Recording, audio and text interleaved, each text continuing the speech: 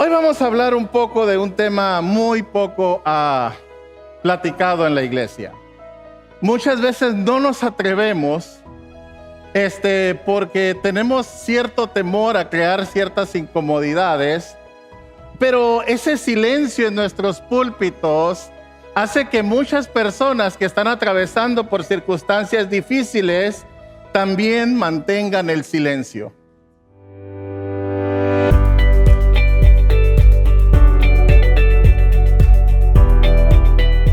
Amén. Dios les bendiga, querida iglesia. Pueden tomar asiento. Es una alegría poder estar juntos hoy alabando a nuestro Dios.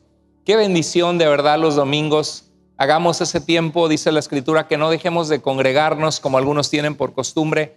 Si tienes poco en Iglesia Vida, te sigo recordando que es importante que pongas un recordatorio en tu calendario de los estudios bíblicos de discipulado, que son los jueves a las 7, los estudios de integración que da mi esposa. Yo me conecto también seguido. Son estudios muy formativos, muy importantes. Y bueno, cada uno de ustedes es importante para Cristo y para nosotros también. Les amamos, damos gracias a Dios por la vida de ustedes.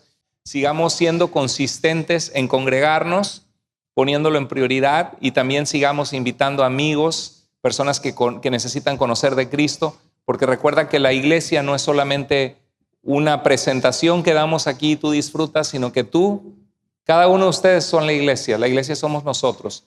Y el Señor quiere que seamos la iglesia, no solo que vengamos y asistamos a la reunión de la iglesia, sino que seamos la iglesia allá afuera, que seamos luz para Cristo, que nos aferremos del Señor, porque fuera del Señor no hay a dónde más podamos ir. Quiero dar la bienvenida hoy. Tengo el gusto de tener un querido amigo, nuestro hermano Jesús Escudero. Él fue miembro de nuestra iglesia por 2 años cuando estuvo viviendo en Seattle. Él vive por el área de Portland, Oregon. Él tiene un testimonio tremendo. Ojalá un día venga solo a contarnos su testimonio, mostrando cómo Dios redime y rescata vidas. Y es un hermano que admiro mucho porque él es una persona que ama la palabra de Dios, ama prepararse, estudiar, y así se ha levantado desde su universidad, su maestría, su doctorado.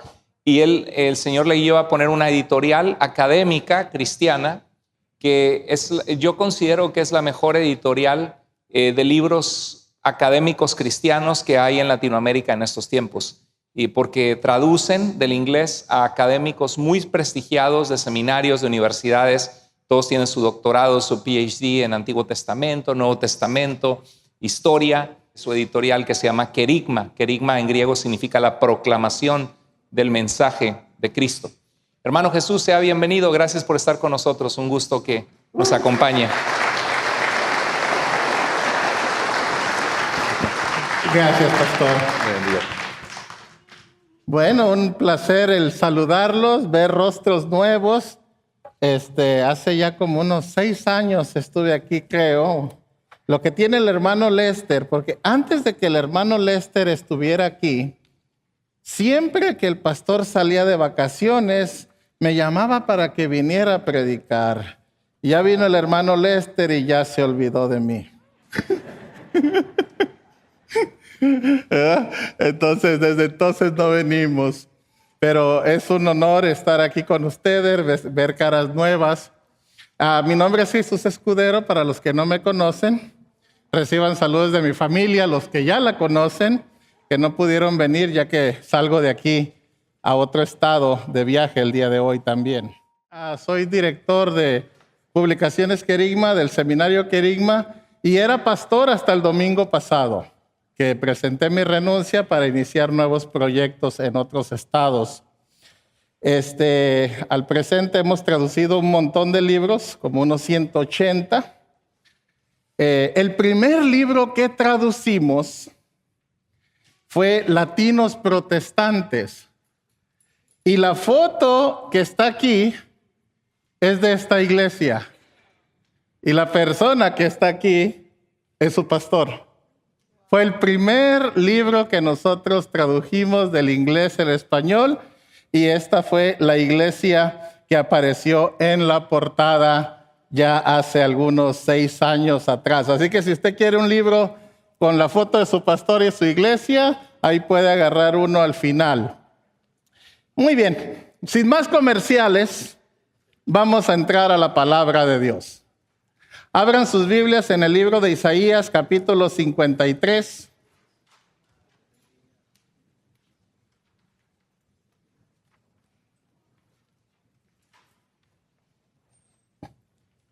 Versículo 3 al 4 y 7 al 9. Despreciado y desechado entre los hombres, varón de dolores, experimentado en quebranto, y como que escondimos de él el rostro, fue menospreciado y no lo estimamos. Ciertamente él llevó nuestras enfermedades y sufrió nuestros dolores, pero nosotros le tuvimos por herido de Dios y abatido. Mas él herido fue por nuestras rebeliones, molido por nuestros pecados. El castigo de nuestra paz fue sobre él, y por su llaga fuimos nosotros curados. Todos nosotros nos descarriamos como ovejas, cada cual se apartó por su camino, mas Jehová cargó en él el pecado de todos nosotros. 7. Angustiado él y afligido, no abrió su boca. Como cordero fue llevado al matadero, y como oveja delante de sus trasquiladores, enmudeció y no abrió su boca. Por cárcel y por juicio fue quitado, y su generación, ¿quién la contará? Porque fue cortada de la tierra de los vivientes, y por la represión de su pueblo fue herido. Vamos a orar. Padre Celestial, en nombre de Cristo Jesús, te damos gracias en esta tarde por esta linda iglesia, Señor Santo, que tú permitiste, Señor, que tuviera un crecimiento sorprendente en estos últimos años. Gracias por lo que has hecho en cada uno de ellos, por su liderazgo, por todos los que están involucrados, Señor, en la intercesión y ministerio aquí realizado. Te pido que bendigas a tu pueblo y que sea tu gracia sobre nosotros para poder escuchar, entender y practicar tu palabra. En el nombre de Jesús te lo pido. Amén. Pueden sentarse. Hoy vamos a hablar un poco de un tema muy poco platicado en la iglesia. La violencia doméstica. Que aunque ustedes no lo crean, vamos a mirar algunos elementos prácticos en este pasaje en particular. Pero hablar de violencia doméstica es algo a lo que muchas veces no nos atrevemos, porque tenemos cierto temor a crear ciertas incomodidades, pero ese silencio en nuestros púlpitos hace que muchas personas que están atravesando por circunstancias difíciles también mantengan el silencio. Y el silencio del oprimido es un silencio que no puede mantenerse así. Es necesario expresar la opresión, el abuso que a veces se usa. La mayoría de las veces la violencia doméstica no es de carácter físico. Muchas veces nosotros pensamos que es solo golpes, pero no. Hay violencia que se manifiesta de muchas naturalezas. A veces te ridiculizan en tu propia casa. Tus hermanos mayores, tus padres, tu madre, tu hermanastro, tu padrastro. Y hay un bullying, como ustedes dicen en inglés.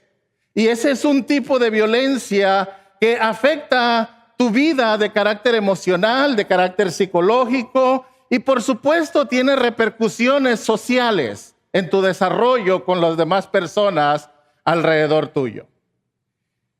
La violencia doméstica sucede prácticamente en todas las esferas de la vida.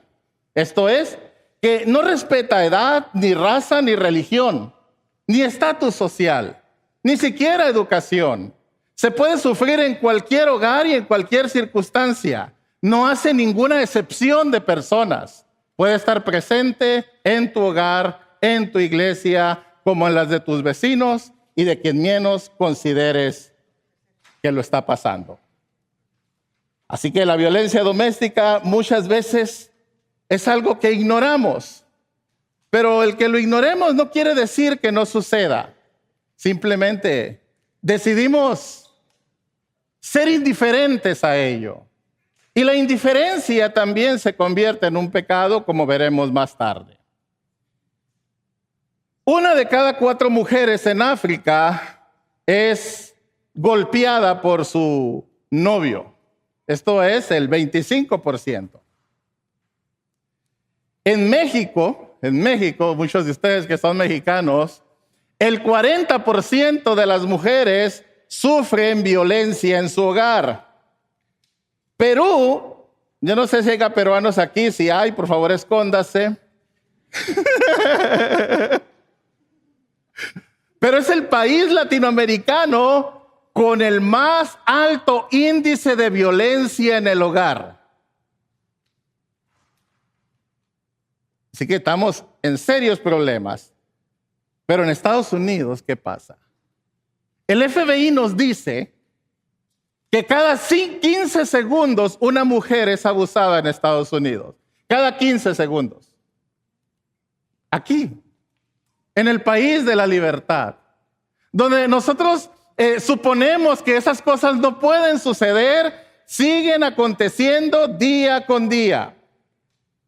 Cada 15 segundos una mujer. El 59% de las mujeres que están presas en Estados Unidos por homicidio de su esposo o de su pareja eran víctimas de abuso. O esas parejas que tenían abusaron a sus hijos y ellas reaccionaron de tal manera que terminaron asesinándolos y terminaron presa. Pero estamos hablando del 59% de las mujeres. Una cifra escandalosa. Y los hospitales en Estados Unidos registran que el 35% de las mujeres golpeadas que llegan al hospital fueron golpeadas por su pareja. Ahora, estas cifras pueden sonar altas, pero no son reales. Porque mucha gente va al hospital y no dice lo que le pasó. Miente. La cifra es mucho más alta de lo que enseñan los registros. Pero aún así los registros son lo suficientemente alarmantes para que nosotros nos preocupemos por esta situación en nuestra sociedad y sobre todo en nuestra iglesia. Las formas más comunes de abuso son los golpes, ¿verdad? Todos conocemos eso como un abuso, que alguien te pega, te está abusando. Pero hay otros tipos de abuso, como el abuso verbal.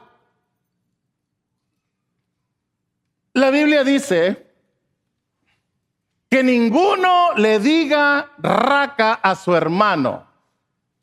La palabra raca quiere decir tonto. Ninguno le diga tonto a su hermano, porque será expuesto al fuego y al castigo eterno. Nótese nomás. Solo por insultar a tu hermano con tonto, Dios ya está presentándonos a nosotros una querella para enseñarnos que estamos en un grave peligro de juicio eterno y de condenación. Y aquí en Estados Unidos es muy común, aún entre cristianos, que un hijo, un adolescente, un hermano hace algo y el otro le dice, oh, you're stupid. Oh, tú eres tonto. Tú eres bobo. Y sin darnos cuenta, muchas veces nosotros estamos creando en esa persona que estamos insultando con ese término una autoestima baja, donde esa persona empieza a creer a pensar que realmente es tonto y que todo lo que le pase se lo merece. Y la persona que está formando esa psicología en ellos muchas veces es uno de ustedes. Y por eso Dios condena a la persona que se atreve a denigrar a otro ser humano con un insulto. Porque debemos entender que fuimos creados a la imagen de Dios. Y cuando nosotros ofendemos a otro ser humano, nosotros estamos insultando a Dios, denigrando a Dios. Y eso es lo que le molesta a Dios. Que no puedas ver en los demás a Dios en ellos y que creas que tú eres superior. Y eso entonces se convierte en una verdadera situación difícil. Así que el abuso verbal es un verdadero problema y que muchas veces no lo consideramos. Muchas veces pensamos que estamos bromeando. Yo solo bromeaba. Yo le digo tonto de cariño. Bueno, no me ames tanto. Si así quieres, no quiero nada contigo. En cierta ocasión llegué a una tienda y estaba dos hermanas atendiendo la tienda. Y la otra siempre le preguntaba a otra y la otra siempre le contestaba, ay, no, así no es, tonta. No, no serás mensa. Ay, ¿cómo serás boba? Pero con otras palabras diferentes, pero de esa naturaleza. Y cuando yo escuché a la hermana, yo le dije, oye, ¿por qué hablas así a tu hermana? No, yo lo digo de cariño. Pues no la quieras, le digo. Respétala, valórala. No la hagas sentir mal. Porque las personas sí crecen con esa idea. Una historia contaba que una niña estaba un día cantando, a su mamá le dolía la cabeza y como le dolía la cabeza, la mamá le gritó a la niña y le dice, cállate, cállate, cállate, tu voz es horrible, no la soporto. Y la niña creció y jamás en su vida volvió a cantar. Fue tan traumatizante esa expresión de su madre que ya ni siquiera quería hablar con nadie. Porque pensaba que su voz era odiosa e iba a incomodar a las personas. Todo por algo que su madre le dijo en su ira y en su desesperación. Así que nuestro trato hacia los demás influye también en su desarrollo psicológico, especialmente cuando son jóvenes, cuando son niños. Y es nuestra responsabilidad como padres y como iglesia el poder fomentar una buena salud espiritual y mental en ellos. El abuso se manifiesta de varias maneras, como el abuso a veces de carácter sexual, aún incluso dentro del matrimonio. Cuando una de las dos partes no quiere participar de la intimidad por X razón y el otro quiere obligarlo a hacerlo y la otra lo hace porque no quiere problemas, pero en ese momento está habiendo un abuso. Porque la persona siente que está siendo usada solamente por su pareja, que no está considerando cómo se encuentra emocional y mentalmente en esos momentos. Y en esos momentos, esa persona es lastimada. Aunque ame a su pareja, pero en ese momento está siendo lastimada.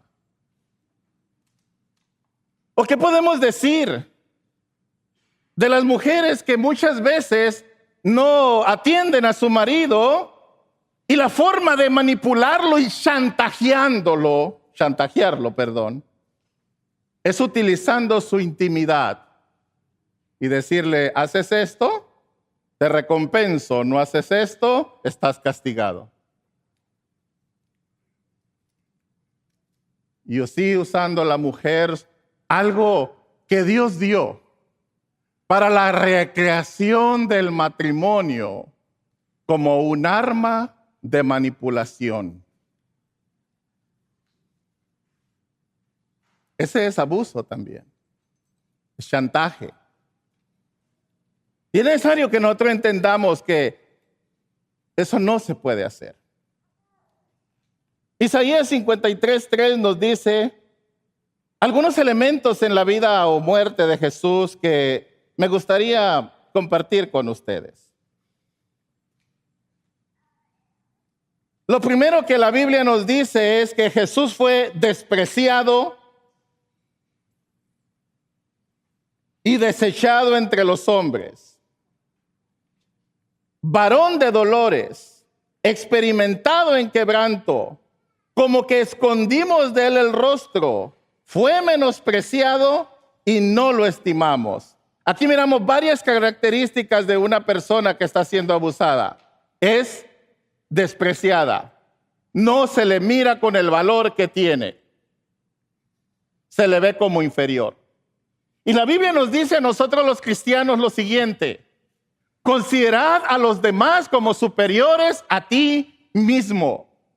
Y en el momento en que tú crees que eres mejor que los demás, has dejado de serlo. Dios espera que tú mires a todos los demás como gente superior a ti, a los que tú estás para servir, no para reducir, no para humillar, no para oprimir, sino para ayudarlos a crecer si es necesario. Entonces, a veces nosotros despreciamos, no damos el valor debido a las personas. Y Jesús sufrió eso. No se le dio el valor que él tenía, ni como ser humano y mucho menos como hijo de Dios, sino que se le condenó por un crimen que no cometió. Y la Biblia dice que él llevó nuestras enfermedades, sufrió nuestros dolores, pero ¿qué hizo el pueblo? La Biblia dice, y nosotros le tuvimos por herido de Dios. Nótese, lo que le está pasando porque se lo merece. Dios lo está castigando. Y muchas veces cuando una persona abusa a otro, le hace decir, yo no te quería pegar, pero tú me obligaste. Yo no te quiero tratar mal, pero es que me desesperas. Y hace sentir a la persona víctima que ella es culpable de lo que le está pasando. Y el abusador entonces le hace pensar a ella que todo lo que él le hace es simplemente algo que ella se ganó por su mal comportamiento. Pero yo le voy a dar un consejo al abusador. El abusador tiene un problema. Él quiere controlar lo exterior en vez de aprender a controlar lo interior. Exterioriza en vez de internalizar. Y siempre que tú quieras controlar lo de afuera, vas a tener que ser manipulador y abusador. Lo que tú necesitas aprender a controlar es lo de adentro. Es tu carácter, es tu persona. Y la Biblia nos dice a nosotros que Él no nos dio un espíritu de cobardía, sino de poder, de autoridad y de dominio propio. Está en nosotros como creyentes el mantenernos firmes y no ceder al mal genio tal vez que tenemos arrastrando por nuestros traumas tal vez de infancia, nuestras experiencias en la vida, nuestros momentos difíciles, y queramos sacar toda nuestra ira, nuestra catarsis, dirían los psicólogos, en alguien débil. Así que Jesús fue visto por sus ejecutores como alguien que estaba sufriendo lo que se merecía. Y eso es lo que un abusador hace. Te hace sentir que tú tienes la culpa. Pero tú no tienes la culpa.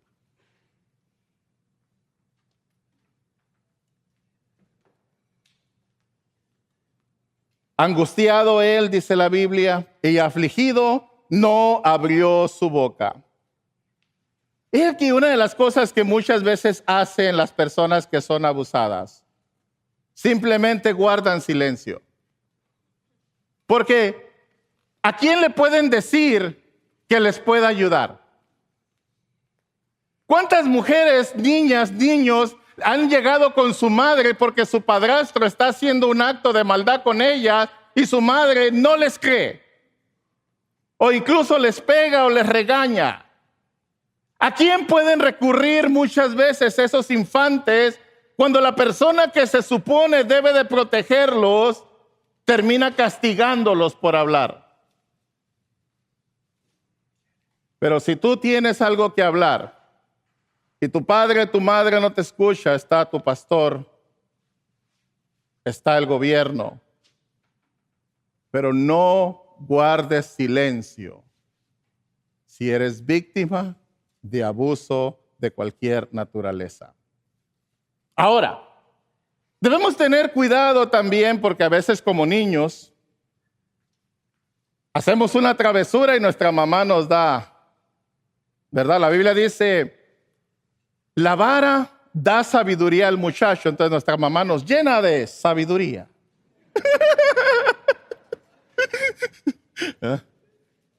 Déjate ilustro, dice la madre.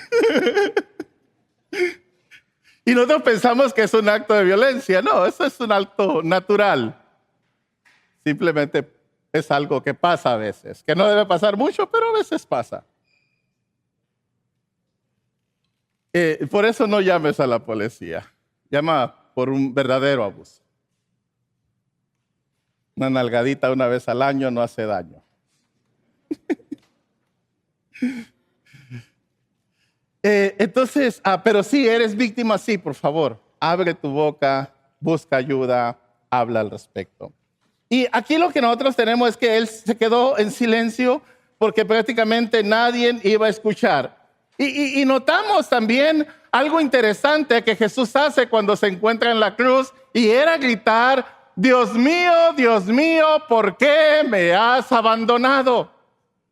Indicándonos así también la naturaleza que muchas personas pueden sufrir al ser víctimas de un abuso, que se sienten totalmente solas y abandonadas incluso por la divinidad y que reniegan incluso de su existencia y pueden decirle a Dios, ¿para qué me hiciste como lo hiciese Job?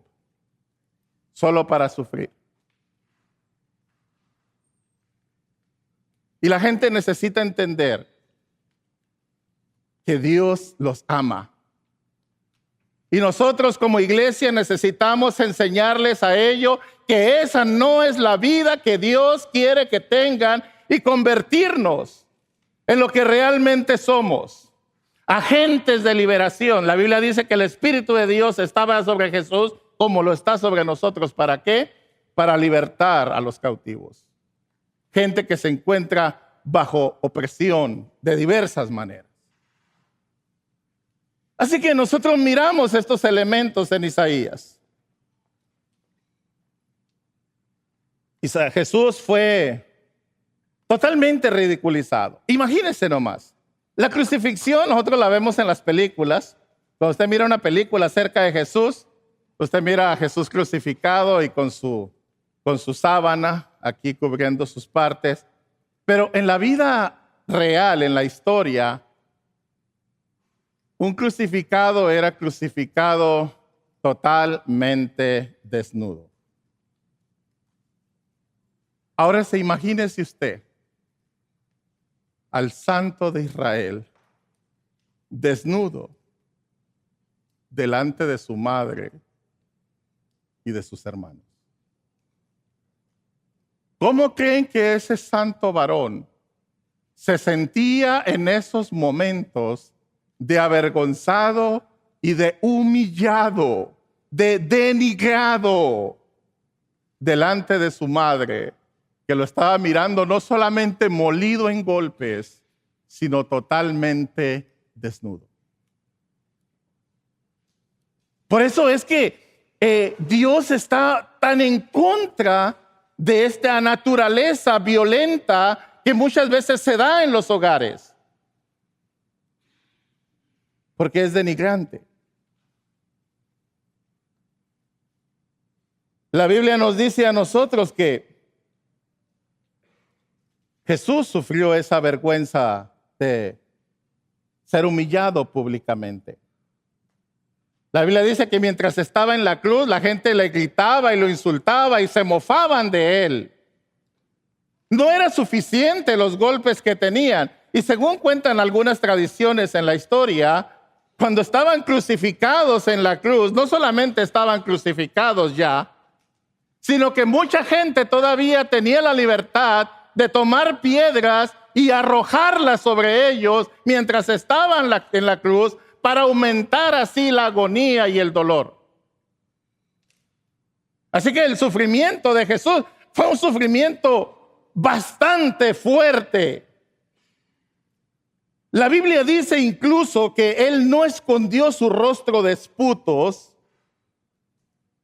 y puso su rostro como un pedernal, indicándonos así que Jesús no solamente fue golpeado y escupido por otras personas, sino que incluso fue azotado al piso y puso su rostro como un pedernal. Esto es que pisaban y brincaban sobre su rostro mientras se burlaban y le golpeaban. Pero no solo eso. La Biblia dice que Él no se escondió de los que le mesaban la barba. Y una de las interpretaciones que hemos tenido a través de la historia es que su barba fue arrancada literalmente junto con su pellejo mientras lo estaban golpeando los soldados romanos. Por eso Isaías dice: ha sido desfigurado de los hombres su parecer. No hay parecer en él, ni hermosura le veremos para que le deseemos. Quedó totalmente desfigurado Jesús.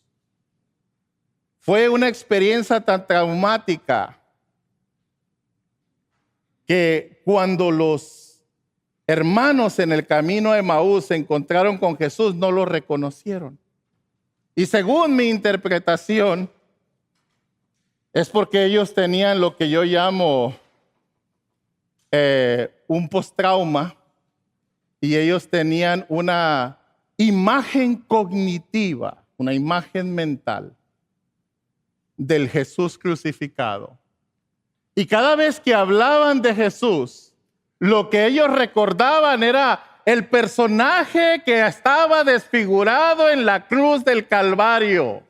Y era lo único que ellos podían visualizar. Era una imagen cognitiva producida por un postrauma. Y por eso cuando Jesús vino no pudieron reconocerlo. Y esto nos presenta a nosotros cuán grave puede ser la experiencia de eventos grotescos. Porque muchas mujeres que han sido abusadas y después se casan y aman a su esposo, pero a la hora de tener un momento de intimidad, recuerdan su experiencia y miran a su abusador ahí en el acto. No quieren verlo, pero hay una imagen cognitiva. Hay un trauma que les impide a veces disfrutar su nueva relación con el hombre que aman debido al trauma que han sufrido. La violencia hacia los demás, sin lugar a duda, marca la existencia de una persona. Y es la labor de la iglesia a través de las Escrituras el brindar palabras que ayuden a las personas a restaurarse emocionalmente, psicológicamente y poder crecer espiritualmente en su fe. Así que Jesús sufrió varios tipos de violencia. Así que Él se identifica con muchos de nosotros en todo tipo de dolor, sufrimiento, abuso que hemos sufrido. Incluso sufrió racismo. Cuando alguien dijo, ¿y de Galilea puede salir algo bueno? No, discriminación. ¿Verdad? Era como decir, puede salir algo bueno de Tierra Santa, que es Tijuana.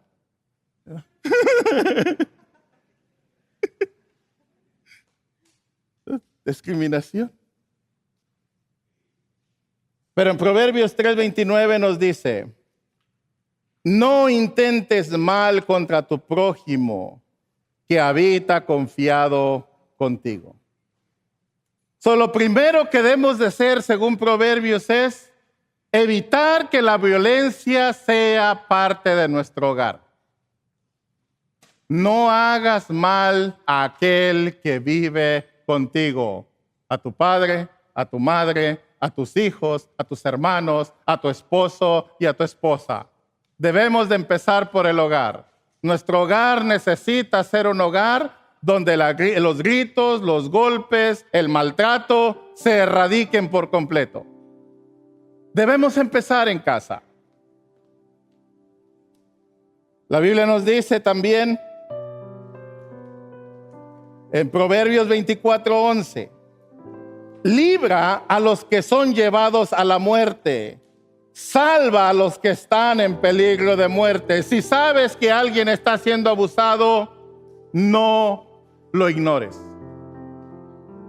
No te quedes con los brazos cruzados. No voltees hacia otro lado. Líbralos. Ayúdalos. Haz algo al respecto. Dios no quiere que nosotros seamos indiferentes. Santiago lo pone de esta manera. Si tú sabes que tu hermano tiene hambre y necesidad de vestido y pan, y tú le dices, tranquilo, Dios te ayude, y no le das lo que necesita, tu fe no sirve. Y lo que Santiago intenta decirnos en ese pasaje es que si nos damos cuenta de que alguien tiene una necesidad, es nuestro deber hacer algo por atenderla, no ignorarla. La indiferencia hacia las necesidades ajenas, hacia el dolor de nuestro prójimo, es considerado por Santiago una carencia de la práctica de la fe. Un cristiano no guarda silencio ante la injusticia. Gracias a eso, Martin Luther King se levantó como una voz de los derechos civiles para buscar la equidad en el trato de los afroamericanos. Gracias a eso, hemos tenido muchos creyentes que han trabajado en causas de esa naturaleza, porque han entendido que el silencio ante la opresión no es de Dios. La Biblia dice que cuando nadie estaba hablando, había un pueblo oprimido, y era el pueblo de Israel. Y Dios los escuchó. Y cuando Dios los escuchó, decidió enviar a alguien para liberarlos de la opresión, y levantó a Moisés.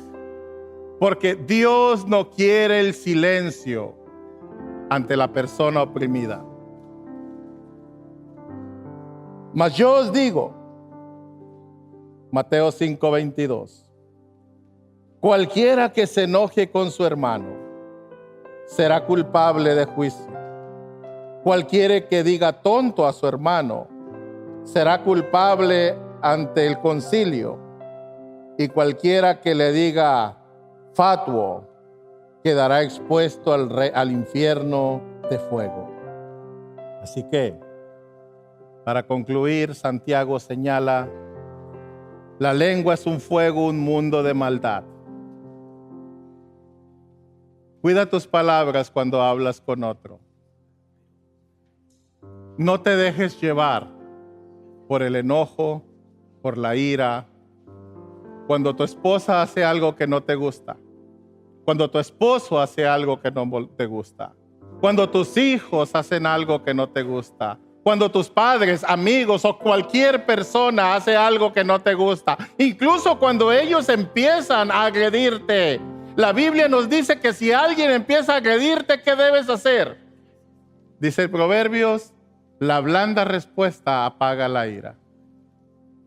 Hay veces que si simplemente tomamos una actitud de mansedumbre y no proseguimos con la forma en que nos está hablando nuestra pareja, se tranquiliza. Pero muchas veces nosotros, en lugar de seguir el consejo bíblico, explotamos de igual manera y terminamos gritándonos mutuamente, y al final de cuentas hasta se divorcian. ¿Por qué? Por no seguir el consejo de guardar nuestra lengua.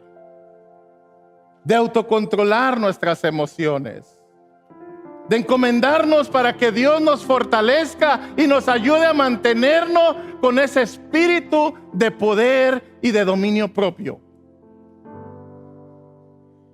Así que si hemos de erradicar la violencia doméstica de alguna manera, empecemos con nosotros, con dominarnos a nosotros mismos, con valorar a las demás personas como creados a la imagen de Dios, como servir de ayuda para aquellos que sepamos están atravesando momentos complicados, entendiendo que Dios se opone en el sentido pleno de la palabra a cualquier tipo de denigración humana, porque Él nos creó a su imagen y a su semejanza. Pongámonos de pie y vamos a orar. Padre Celestial, en nombre de Cristo Jesús, te damos gracias por tu amor y tu misericordia. Te ruego, Señor Santo, que lo que hoy se habló, de una u otra manera, nos ayude en algo a crecer. Para poder, Señor Santo, tener hogares donde el grito no exista, donde los golpes se vayan, donde el abuso se erradique por completo. Que seamos una iglesia saludable, Señor Santo, empezando desde nuestro hogar. Ayúdanos a entender que todos fuimos creados a tu imagen y semejanza, y que cualquier ofensa a otro ser humano es una ofensa hacia ti. Apréndenos a ver, Señor, a tu persona en nuestro semejante, y que si tiene hambre le demos de comer, si tiene sed le demos de beber, pero que no seamos indiferentes a ninguna necesidad que podamos suplir para otros. En el nombre de Jesús te damos gracias. Amén. Que Dios los bendiga, hermanos.